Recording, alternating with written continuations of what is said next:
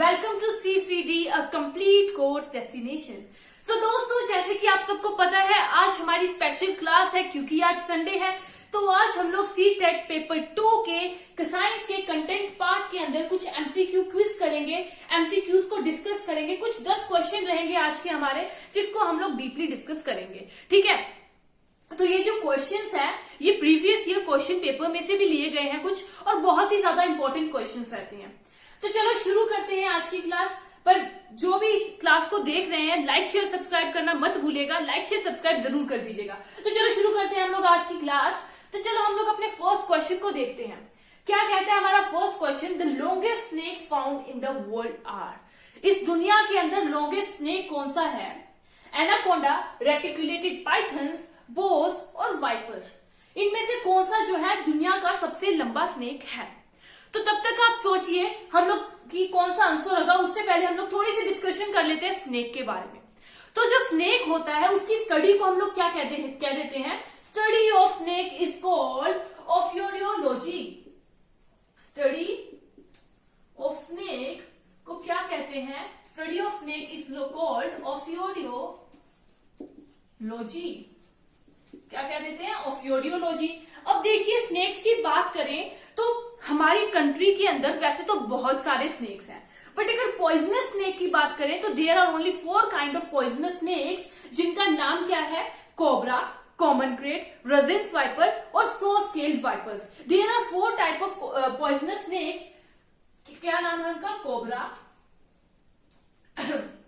Common krait, Russell's viper और saw scaled viper.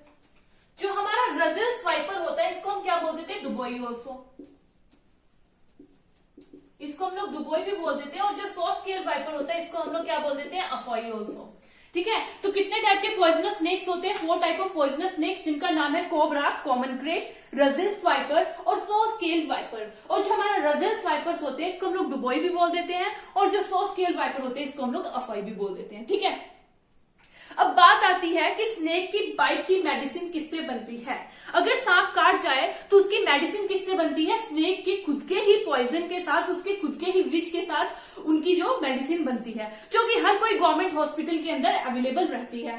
ठीक है, अब बात आती है कि जो स्नेक्स होते हैं सबसे लंबा स्नेक कौन सा है वर्ल्ड के अंदर? एनाकोंडा, बोस, रेटिकुलेटेड पाइथन और वाइपर। इनमें से सबसे ज्यादा लंबा स्नेक कौन सा है? That is reticulated Python. वैसे बहुत लोगों ने गेस किया होगा एनाकोंडास, बट एनाकोंडा सबसे लंबा स्नेक नहीं है। सबसे लंबा स्नेक कौन सा है? Longest snake is reticulated Python. Reticulated Python सबसे ज्यादा लंबा स्नेक है।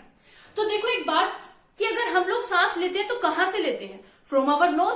नोज की हेल्प से हम लोग ब्रीथ कर पाते हैं। ठीक है, तो उसी तरह से जो स्नेक्स होते हैं वो कहां से ब्रीथ करते हैं? With the help of trachea. जो स्नेक्स होते हैं वो ट्रैकिया से ब्रीथ करते हैं, सांस लेते हैं। ये हो गया हमारा फर्स्ट क्वेश्चन। तो चलो मूव करते हैं अपने अगले क्वेश्चन की तरफ। That is yoga is done by the peoples in the world because. जो दुनिया के लोग हैं वो योगा क्यों करते हैं? योगा क्यों करते हैं? तो चलो देखते हैं ऑप्शंस क्या है। It keep peoples healthy. ये लोगों को हेल्दी रखता है। It increase hunger. ये भूख को बढ़ाता है। It brings happiness. ये खुशी लाता है। It is a simple exercise, क्योंकि ये बहुत ही ज्यादा सिंपल एक्सरसाइज होती है। तो देखो, अगर बात करें हम लोग हंगर की, तो जो हंगर होती है, भूख और प्यास, भूख और प्यास का जो रिस्पॉन्सिबल होता है वो कौन होता है? Hypothalamus gland. एक ग्लैंड होता है जो हमारे ब्रेन के अंदर प्रेजेंट रहता है, जिसका नाम क्या है? Hypothalamus gland. That is hypothalamus gland, जो कि हमारे ब्रेन के अंदर प्रेजेंट रहता है। तो ये जो हाइपोथैलेमस ग्लैंड है ये रिस्पॉन्सिबल होता है, ये कंट्रोल करता है भूख को और प्यास को। हाइपोथैलेमस ग्लैंड जो है भूख और प्यास को कंट्रोल करता है, उसी के साथ साथ हमारी बॉडी के टेम्परेचर को भी कंट्रोल करता है हाइपोथैलेमस ग्लैंड। मतलब कि हाइपोथैलेमस ग्लैंड तो हंगर की तो बात ही नहीं बनती फिर। ठीक है, तो ये तो गलत हो गया। It brings happiness. It keeps people healthy. ये लोगों को तंदुरुस्त रखने में हेल्प करता है। तो कहीं ना कहीं सही लग रहा है, पर अब तब तक हम लोग अपने अगले ऑप्शंस भी देखेंगे। It brings happiness. ये खुशी लाता है। तो देखो, खुशी जो होती है, हमारा गुस्सा और खुशी, उसका रिस्पॉन्सिबल कौन होता है? एड्रीनलिन हार्मोन होता है, एड्रीनलिन और नॉन एड्रीनलिन हार्मोन, एड्रीनलिन और नॉन एड्रीनलिन हॉर्मोन्स। ये जो हॉर्मोन्स होते हैं ये हमारे गुस्से और खुशी के रिस्पॉन्सिबल होते हैं। तो मतलब कि हैप्पीनेस वाली बात भी हो गई गलत। अगली बात देख ले, it is a simple exercise. ये एक सिंपल सी एक्सरसाइज है।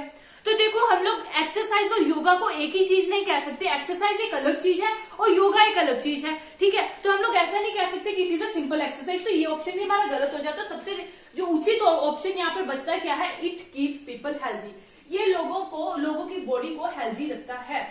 तो ये ऑप्शन हमारा सही हो जाएगा। हम लोग अपने फर्स्ट ऑप्शन के साथ, ए ऑप्शन के साथ आगे बढ़ेंगे, ठीक है। तो चलो चलते हैं अपने थर्ड क्वेश्चन की तरफ। क्या कहता है हमारा third question, Which one of the following is not a product of petroleum? इनमें से कौन सा पेट्रोलियम का एक प्रोडक्ट नहीं है? That is CNG, paraffin wax, bitumen और कैरोसिन। तो देखो जो पेट्रोलियम होता है वो किससे बनता है? पेट्रोलियम बनता है हमारा क्रूड ऑयल से।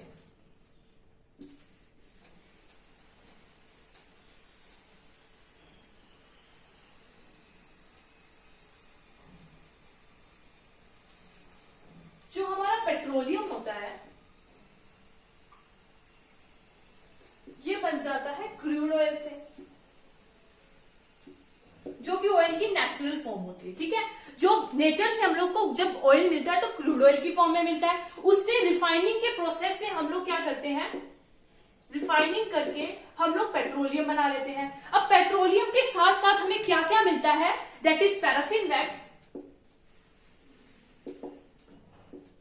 Paraffin wax, bitumen and kerosene. तो ये सब कुछ तो हम लोग को मिल जाते हैं पेट्रोलियम से, ठीक है, आफ्टर रिफाइनिंग। तो जो सीएनजी है ये ही सबसे ज्यादा डिफरेंट है। सीएनजी क्या होता है, कॉम्प्रेस्ड नेचुरल गैस, जो कि मीथेन का फॉर्म होता है, जो कि मीथेन से बनी होती है, ठीक है। तो मतलब कि हम लोग कह सकते हैं कि इसका आंसर क्या होगा, सीएनजी, क्योंकि क्वेश्चन के अंदर नॉट लिखा है। और क्वेश्चन के अंदर नोट को पढ़ना बहुत ही ज्यादा इंपॉर्टेंट होता है सीटेट के एग्जाम के अंदर, ठीक है। So which one of the following is not a product of petroleum? Petroleum का प्रोडक्ट कौन सा नहीं है, सीएनजी। जो हमारी पैराफिन वैक्स होती है क्या होती है, वैसलीन, जो कि हम लोग यूज करते हैं वैसलीन को। ओके, मूव करते हैं अपने अगले क्वेश्चन की तरफ। फोर्थ क्वेश्चन जो क्या कहता है,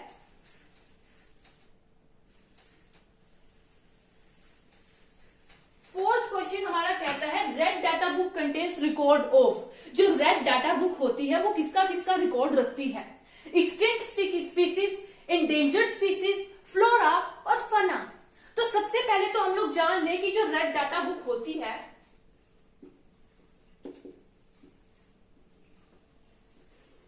जो रेड डाटा बुक होती है हमारी, उसको जारी किसने किया था? तो रेड डाटा बुक को जारी किया था IUCN ने,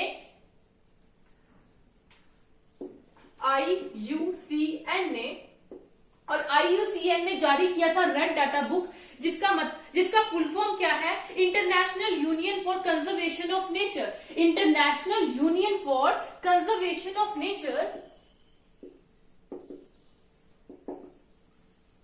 union for conservation of nature. So international union of conservation of nature ने जारी किया था रेड डाटा बुक, जिसके अंदर रिकॉर्ड रहता है किसका, जिसके अंदर रिकॉर्ड रहता है इंडेंजर्ड स्पीसीज का। ऐसी स्पीसीज जो कि खतरे के अंदर है, जिनके ऊपर खतरा है, उनको हम लोग डाल देते हैं रेड डाटा बुक के अंदर, ठीक है। तो ये क्वेश्चन क्लियर हो गया। रेड डाटा बुक जो है उसको जारी किसने किया था, IUCN ने, international union of conservation of nature ने जारी किया था, जिसके अंदर किसका रिकॉर्ड होता है, इंडेंजर्ड स्पीसीज का। ऐसी स्पीसीज जो कि खतरे के अंदर है, ठीक है, उनको हम लोग रेड डाटा बुक के अंदर लिख दिया जाएगा। अगला क्वेश्चन हमारा फिफ्थ क्वेश्चन क्या कहता है, that is Mahak to distilled water in a bottle.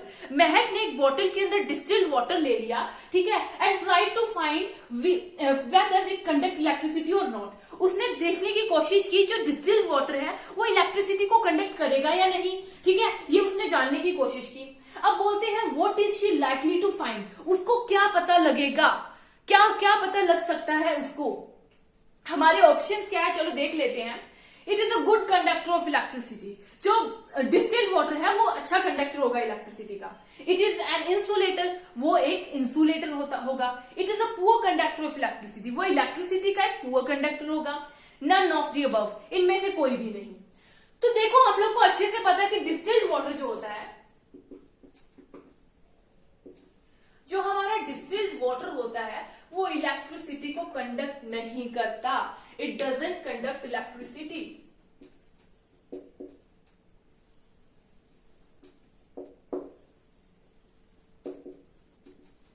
ये इलेक्ट्रिसिटी को कंडक्ट नहीं करता, ठीक है। तो इसका मतलब क्या होगा, जो महक है उसको क्या पता लगेगा, उसको पता लगेगा that distilled water is an insulator. जो डिस्टिल्ड वाटर है वो एक इंसुलेटर होगा, ठीक है। ये हो गया हमारा 5th क्वेश्चन। तो चलो अब हम लोग चलेंगे अपने 6th क्वेश्चन की तरफ। देख लेते हैं कि हमारा 6th क्वेश्चन क्या कहता है हमसे।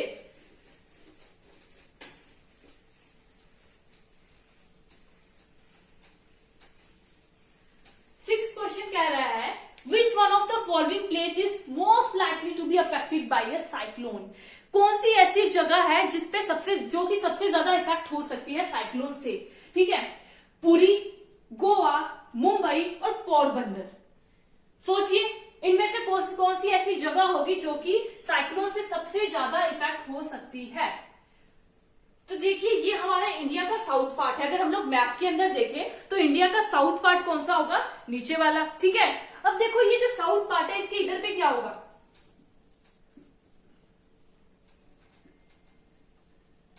बंगाल की खाड़ी। जो यहां इसके ईस्ट पार्ट पे है पूर्वी तट, ईस्ट कोस्ट पे जो पूर्वी तट पर है वो क्या है, बंगाल की खाड़ी, बे ऑफ बंगाल। और अगर हम लोग इसके पश्चिमी तट की बात करें, अगर इसकी वेस्ट कोस्ट की बात करें,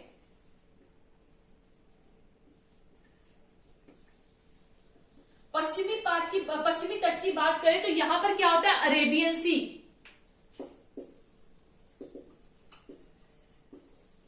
ठीक है। जो हमारा ईस्ट कोस्ट होता है वहां पर बे ऑफ बंगाल है और जो वेस्ट कोस्ट है वहां पर अरेबियन सी है, ठीक है। पूर्वी तट पर है हमारा बे ऑफ बंगाल, बंगाल की खाड़ी, और जो पश्चिमी तट है वहां पर अरेबियन सी होती है। अब देखो क्या होगा, जो हमारा ये वाला पार्ट होता है ना, ईस्ट कोस्ट वाला, ये साइक्लोन से इफेक्ट बहुत जल्दी होता है। यहां पर साइक्लोन से इफेक्ट होने का खतरा सबसे ज्यादा होता है as compare to this part, ठीक है। तो हम लोग कह सकते हैं कि जो भी ऐसी जगह जो कि ईस्ट कोस्ट पे होगी उस पे साइक्लोन सबसे ज्यादा इफेक्ट करेगा। अब देख लेते हैं यहाँ पे इसमें से कौन सी जो जगह है वो इस साइड पे होगी, ईस्ट कोस्ट पे।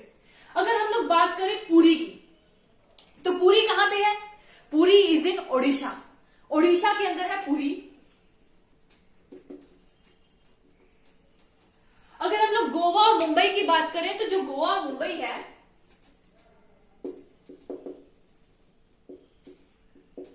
ये महाराष्ट्र के पास है। अगर हम लोग बात करें पोरबंदर की, तो जो पोरबंदर है वो कहां पर है, इज इन गुजरात। अब देखा हमने कि पूरी, अब देखिए जो गुजरात है वो तो हमारा वेस्ट कोस्ट पे है, ठीक है। और हमारा जो गोवा और मुंबई है वो भी हमारा वेस्ट कोस्ट पे पड़ जाता है। लेकिन जो हमारा ओडिशा है, ओडिशा कहां पर है, हमारे ईस्ट कोस्ट पे है। इसका मतलब क्या है, इसका मतलब कि कौन सी जगह है जो ज्यादा इफेक्ट हो सकती है साइक्लोन से, तो दैट इज पुरी, ठीक है। पुरी ज्यादा इफेक्ट हो सकती है साइक्लोन से। तो चलो चलते हैं अपने अगले क्वेश्चन की तरफ। क्या कहता है हमारा अगला क्वेश्चन, देख लेते हैं।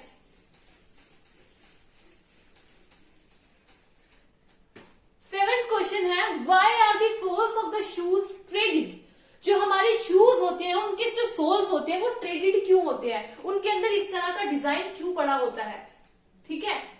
तो शूज के सोल्स के अंदर ऐसा डिजाइन क्यों होता है, तो ऐसा क्यों है देख लेते हैं। टू डिक्रीज फ्रिक्शन, फ्रिक्शन को डिक्रीज करने के लिए, टू इंक्रीज फ्रिक्शन, फ्रिक्शन को बढ़ाने के लिए, to increase life of the shoes, shoes की लाइफ को बढ़ाने के लिए, या फिर to give the shoes more protection, या फिर शूज को ज्यादा प्रोटेक्शन प्रोवाइड करने के लिए। तो देखो क्या होता है, जो शूज है उसकी सोल्स को इस तरह से क्यों बनाया जाता है, ताकि फ्रिक्शनल फोर्स जो है वो इंक्रीज हो। अगर फ्रिक्शन होगी, हमारा पैर और जमीन उन दोनों के बीच में अगर फ्रिक्शन फोर्स होगी तभी हम लोग चल पाएंगे, अगर नहीं होगी तो हम स्लिप कर जाएंगे। ठीक है, अगर फ्रिक्शन फोर्स होगी उसी की हेल्प से हम लोग चल पाएंगे। तो देखो, जो हमारा स्टैटिक फ्रिक्शन होता है, static friction, sliding friction and rolling friction, अगर बात करें तो इनमें से कौन सी ऐसी फ्रिक्शन है जिसके अंदर फ्रिक्शनल फोर्स सबसे ज्यादा होगी, तो स्टैटिक फ्रिक्शन के अंदर जो है फ्रिक्शन सबसे ज्यादा होती है, स्लाइडिंग फ्रिक्शन से ज्यादा होती है, और स्लाइडिंग फ्रिक्शन के अंदर रोलिंग फ्रिक्शन से ज्यादा होती है। सबसे कम फ्रिक्शनल फोर्स किसके अंदर होती है, रोलिंग फ्रिक्शन के अंदर, और सबसे ज्यादा किसके अंदर होती है, स्टैटिक फ्रिक्शन के अंदर। ठीक है, मतलब कि शूज की जो सोल्स होती हैं उनके अंदर वो ट्रेडेड क्यों होती हैं, because to increase the friction, frictional force को इंक्रीज करने के लिए, जिसकी वजह से हम लोग चल पाएंगे। ठीक है, नहीं तो हम फिसल जाएंगे अगर फ्रिक्शन फोर्स नहीं होगी तो। ठीक है, ये हो गया हमारा 7th क्वेश्चन। अब मूव करते हैं हमारे 8th क्वेश्चन में, जो कह रहा है the vaccine of small pox was discovered by, जो स्मॉल पॉक्स है उसकी वैक्सीन किसने डिस्कवर की थी। तो हमारे पास ऑप्शंस क्या क्या है, Robert Koch, Edward Jenner, Alexander Fleming या फिर रोनाल्ड रोस। इनमें से ऐसे कौन से साइंटिस्ट हैं जिन्होंने सबसे पहले स्मॉल पॉक्स की जो है वैक्सीन की डिस्कवरी की थी। तो देखो यहाँ पे एक ऑप्शन दिया है रॉबर्ट कोच। सबसे पहले तो हम लोग जान ले स्मॉल पॉक्स जो है, स्मॉल पॉक्स किसकी वजह से होता है, तो स्मॉल पॉक्स एक वायरस की वजह से होता है। ठीक है, स्मॉल पॉक्स किसकी वजह से होता है, तो स्मॉल पॉक्स वायरस की वजह से होता है।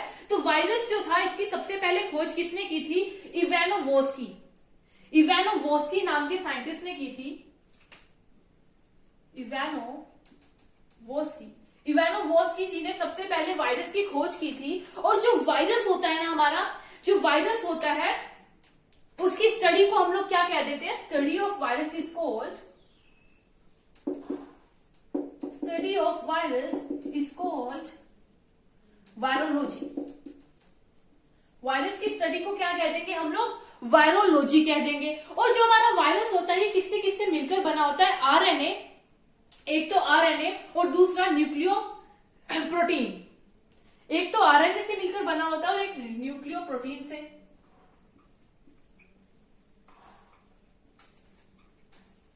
और जो हमारा वायरस होता है ना, ये जो वायरस होता है ये जब तक कोई लिविंग ऑर्गेनिज्म की बॉडी के अंदर नहीं जाएगा, जब तक किसी लिविंग बॉडी के अंदर नहीं जाएगा, जब तक ये बाहर की सराउंडिंग में होगा तब तक जो वायरस होगा वो नॉन लिविंग बीइंग की तरह बिहेव करेगा।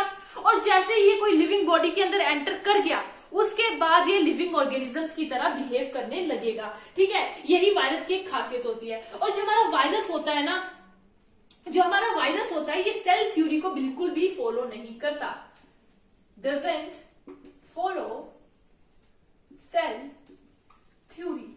तो देखो हम लोगों ने सेल के बारे में क्या क्या, वायरस के बारे में क्या क्या पढ़ा। जो स्मॉल पॉक्स है वो वायरस की वजह से होता है। वायरस जो था उसको सबसे पहले डिस्कवर किसने किया था, तो इवानोवस्की जी ने सबसे पहले वायरस को डिस्कवर किया था। और study of virus is called virology. जो वायरस की स्टडी होती है उसको हम लोग बोल देते हैं virology. And RNA and nucleo protein से मिलकर वायरस बना होता है जो कि सेल थ्योरी को फॉलो नहीं करता। और जब तक ये लिविंग बॉडी के बाहर रहेगा तब तक ये नॉन लिविंग बिहेव करेगा, और जैसे ये लिविंग बॉडी के अंदर चला गया ये लिविंग बीइंग की तरह बिहेव करना शुरू कर देगा। ठीक है, ये हो जाता है हमारे वायरस के बारे में। अब देख ले अगर हम लोग, जो रॉबर्ट कोच थे, रॉबर्ट कोच ने क्या किया था, TB and cholera. Robert Koch, जो हमारे रॉबर्ट कोच थे, इन्होंने टीबी एंड कॉलेरा के वायरस का पता किया था। ठीक है, टीबी और कॉलेरा के वायरस की खोज की थी रॉबर्ट कोच ने। उसके बाद अगर हम लोग देख लें अलेक्जेंडर फ्लेमिंग, तो अलेक्जेंडर फ्लेमिंग जी ने क्या किया था, मतलब कि ये तो बिल्कुल भी स्मॉल पॉक्स के ऑप्शन से बाहर होंगे। ठीक है, अलेक्जेंडर फ्लेमिंग देख लें। अब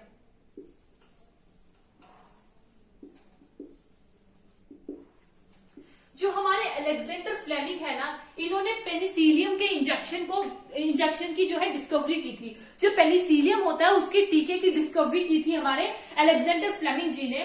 तो अलेक्जेंडर फ्लेमिंग जी ने क्या किया था, पेनिसिलियम के पेनिसिलियम होता है, ये होता किसकी वजह से है? तो ये एक फंजाई की वजह से होता है जिसका नाम होता है पेनिसिलियम नोटैटम। ठीक है, पेनिसिलियम नोटैटम कहा जाता है, जो कि एक फंजाई है। क्या है? फंजाई। और ये जो फंजाई होती है, जिसको हम फंगाई फंजाई कुछ भी बोल सकते हैं, पेनिसिलियम नोटैटम नाम की फंजाई से होता है। और फंजाई की स्टडी को हम लोग क्या बोल देते हैं? Study of fungi is called mycology. Study of fungi is called mycology. जो फंजाई होती है वो क्लोरोफिल जो है फोटोसिंथेसिस का प्रोसेस नहीं करती, बल्कि अपने फूड को ग्लूकोज की फॉर्म में स्टोर करके रखती है। ठीक है, और इसी की वजह से जो है पेनिसिलियम होता है। ये अलेक्जेंडर फ्लेमिंग जी ने तो पेनिसिलियम के बारे में बताया था। आगे आ जाते हैं एडवर्ड जेनर। ठीक है, तो एडवर्ड जेनर जो थे उन्होंने हमारे वैक्सीन की खोज की थी स्मॉल पॉक्स की। ठीक है, आगे आ जाता है रोनाल्ड रोज। तो देखो जो रोनाल्ड रोज थे ना, उन्होंने सबसे पहले एक मलेरिया के बारे में बताया था कि मलेरिया किसकी वजह से होता है। ठीक है, उससे पहले क्या था, जब तक रेनॉल्ड रोज जी ने नहीं बताया था, उससे पहले लोग क्या सोचते थे कि जो मलेरिया होता है वो पोल्यूटेड एयर की वजह से होता है, जो गंदी प्रदूषित हवा होती है उसकी वजह से मलेरिया होता है। लेकिन उसके बाद जो रोनाल्ड रोज थे, उन्होंने मच्छर के पेट के अंदर झांक के देखा with the help of microscope, और उन्होंने पाया कि जो मलेरिया है वो मच्छर के द्वारा फैलता है with a single cell parasite called Plasmodium.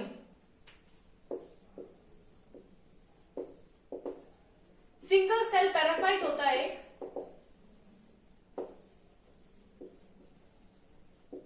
जिसका नाम होता है प्लाज्मोडियम। उसकी वजह से जो है मलेरिया जो है होता है, मलेरिया की डिजीज होती है। ठीक है, सर्दी लगकर एकदम बुखार आता है मलेरिया के अंदर, और फीमेल एनोफिलिस जो हमारी मॉस्किटो होती है वो फैला देती है मलेरिया को। तो ये किसने पता किया था? रोनाल्ड रोज जी ने। तो एडवर्ड जेनर थे जो कि स्मॉल पॉक्स की वैक्सीन के बारे की डिस्कवरी की थी जिन्होंने। ठीक है, अगला क्वेश्चन हमारा क्या कहता है, चलो देखते हैं।